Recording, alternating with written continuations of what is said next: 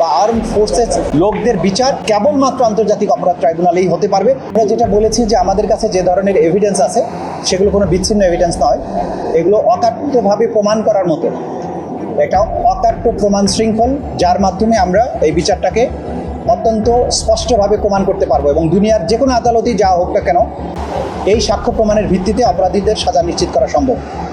আমরা সেখানে ভিডিও ফুটেজগুলোর কথা বলেছি, প্রত্যক্ষদর্শী সাক্ষীদের কথা বলেছি, আমরা যে সমস্ত ভিকটিম যারা আহত হয়েছেন তাদের সাক্ষ্যের কথা বলেছি, তাদের পরিবারবর্গের কথা বলেছি, ফরেনজিক এভিডেন্স আছে, মোবাইল ফোনের ভিডিও আছে, সিসিটিভি ফুটেজ আছে, সব কিছুর কথা আমরা বলেছি এবং এর মাধ্যমে আমরা বলেছি যে এই নিষ্ঠুর এবং নির্মম ঘটনার যে অপরাধের বিচার সেটা আমরা খুবই দক্ষতার সাথে অকাট্যভাবে প্রমাণ করতে সক্ষম হব। আর দ্বিতীয় যেটা হচ্ছে, আজকে আন্তর্জাতিক অপরাধ ট্রাইব্যুনাল 1-এ হাসানুল হক ইনু এবং মাহবুবুল আলম হানিফ সহ 5 জনের বিরুদ্ধে কুষ্টিয়ায় মানবতা বিরোধী অপরাধের দায়ে তাদের বিরুদ্ধে তদন্ত রিপোর্ট দাখিল হয়েছে। এটার ভিত্তিতে আমরা খুব সহসাই আনুষ্ঠানিক অভিযোগ বা ফরমাল চার্জ দাখিল করব।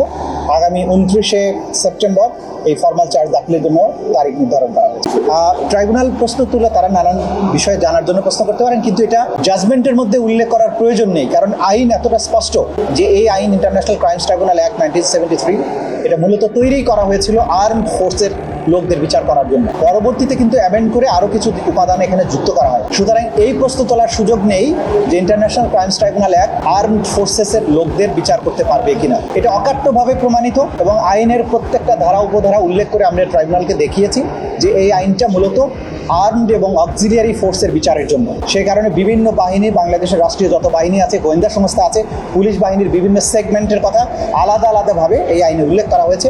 এদের মাধ্যমে সংগঠিত অপরাধ যেটা ক্রাইমস এগেনস্ট হিউম্যানিটি হবে, যেটা ওয়াইড স্প্রেড এবং সিস্টেম্যাটিক পদ্ধতিতে সংগঠিত অপরাধ হবে, সেই অপরাধের দায়ে এই ডিসিপ্লিন ফোর্সের বা আর্মড ফোর্সেস লোকদের বিচার কেবলমাত্র আন্তর্জাতিক অপরাধ ট্রাইব্যুনালেই হতে পারবে, অন্য কোথাও নয়। সেটা কোনো আভ্যন্তরীণ সামরিক আদালতে নয়, বাংলাদেশের প্রচলিত যে সমস্ত ফৌজদারি আদালত আছে সেখানেও এটা করা সম্ভব নয়। এই আইনটা খুবই সুস্পষ্ট।